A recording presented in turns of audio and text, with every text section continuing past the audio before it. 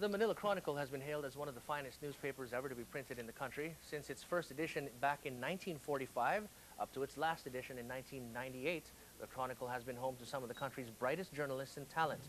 It counts among its writers and reporters all four Filipino Ramon Magsaysay awardees for journalism: Zach Sarian, Raul Rodrigon, Sheila Coronel, and Eggy Apostol.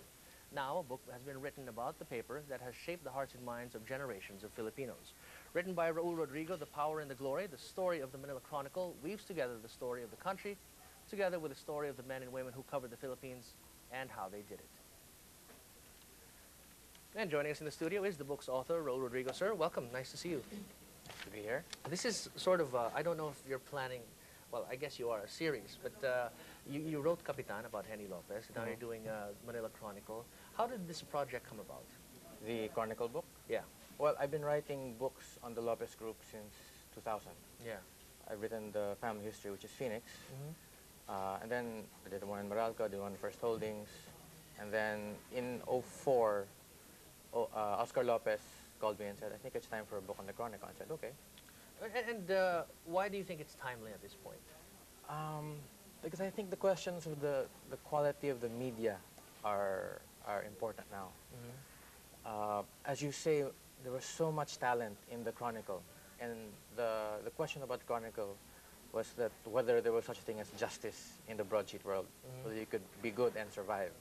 And apparently in the case of the Chronicle, you can't. Tell me a little bit about how the Chronicle was perceived. I know it was in the immediate post Marcos era. It was one of the newspapers that made an effort to talk about issues in a sort of, I don't know how you put it, a different way. You know, it tried to be less tabloid, I suppose. Yes. And you know, I mean, how was it positioned compared to the other newspapers that are still around today, the Inquirer, the Star, and all that? It was very resolutely AB, and that was a result of its key people having trained abroad, having imbibed British approaches to doing journalism. So it's very intellectual, very cerebral, kind of hard to get for the average reader. As opposed to, well, say the Inquirer, which is really middlebrow. Broader. A much broader reach, broader much more accessible. The Chronicle went the other way. Why did it do that? They simply wanted to be the best. That was Doranila's goal, and Henny Lopez agreed, and they went for it, and they wanted to see whether it would work. Because, you know, if you look at the Lopez's involvement in media, most people talk about ABS-CBN. Yes. But, and the Chronicle seems to have been less, I don't know, less important in the whole scheme of things. But that's not how the family felt about it, is it? They're very sentimental about the Chronicle. Well, first you've got to go back, because they bought the Chronicle in '47. Yeah. And it was the anchor of their media efforts for a long time. Yeah. It was Henny Lopez's first job. It was Oscar Lopez's first job. So even as it was in the post-86 era, it was piling up losses. They had a hard time letting go. Yeah. Even though you look on the balance sheet basis, it's really a problem for them. But they love the paper. And now, and we all know at the end they ended up selling it, right? Yes. Was that because of legal issues? There was some problem with owning all three types of broadcast?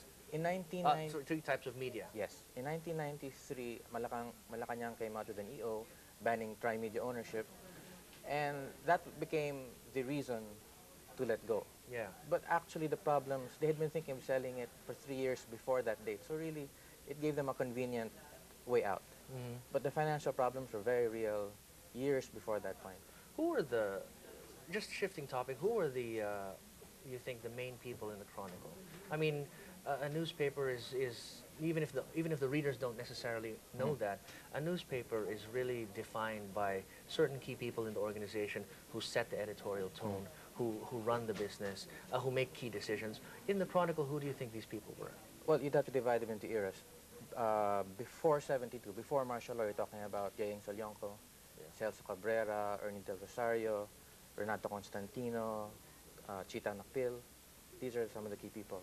After '86 and before '93, it's Vergel Santos, Doronila, Sheila Coronel, Pauline Sicam, Lito Gutierrez. These are the editors you'd have to cite. And did the eras have different characteristics about them? you know, as they moved on, reflecting the people who are running it? Uh, there was a consistency because there was some carryover between the two generations. Verhel, Yeah, Duro, Pauline. yeah. Some people crossed over to the new one. Dikmalay. Mm. So in terms of that, there was still the same. The approach that Verhel learned from Solyonko, he carried over to the 90s. Yeah. So there is that. There's that consistency, but There's that certainly consistency. they all put something in there that was unique to them. Yes, yes. And what would you think that would be? Uh, I mean, if you go back to the different people, I mean, what stands out? I guess you can't talk about every single one Yeah, of them, but, that's kind of a but what problem. stands out for you? uh, there's a lot of material. It's a 500-page book. I'm sure. So you'd have to. Yeah. A lot of things. The thing that struck me during the research was really how good it was. I mean, you look at the old issues, Yeah. how well written it was. You never see something like that today. Well, you wouldn't see typos. You'd see a few, but the beauty of a lead paragraph like Sheila or Gemma Corotan, they really were very good then. What does it tell you?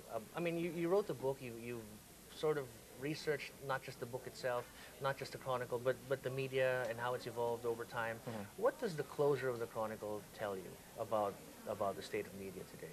Well, like I said, that there is no such thing as justice in the broadsheet world. You can be good and it won't pay for itself. You have to broaden your appeal. You might have to lower the sophistication of your paper because you've got to survive. That's the sad truth about the Chronicle story. Do you think there will ever be another paper like that? I don't think so. You'd have to have an owner really willing to absorb losses for years and years on end because it's just too high. It's pitched too high.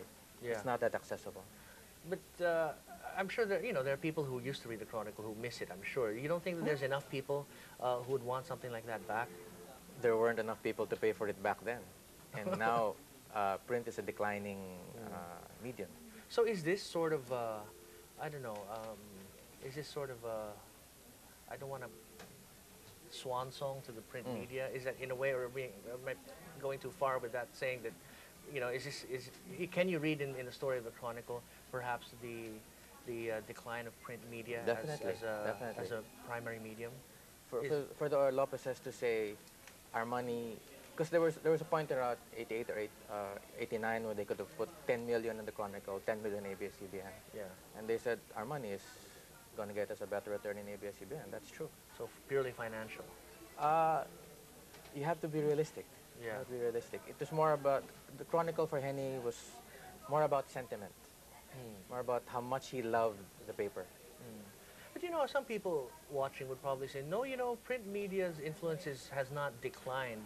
It has just evolved. Meaning that, yes, it's true that people watch TV and listen to the radio more for news than they do from the papers.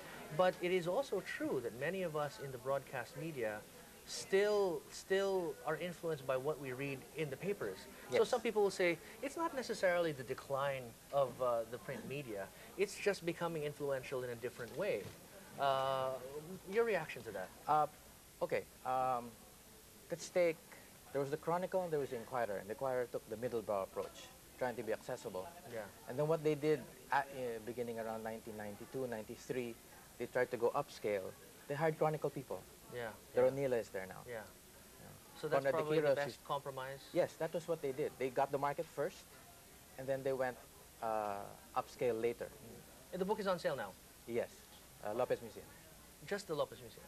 For now, yeah. All right, you can call ABS-CBN if you're Yeah. interested. We can, of course, facilitate the order. So, Rodrigo, pleasure to have you on the program. I hope when the next book comes out, and, we won't say where, we Okay. won't say what about yet, but when that next book comes out, I'm sure it's going to generate a lot of interest. Please come back whenever Okay. you write a book. And I'll get you a copy of this one. Thank you very much. Sir. Okay.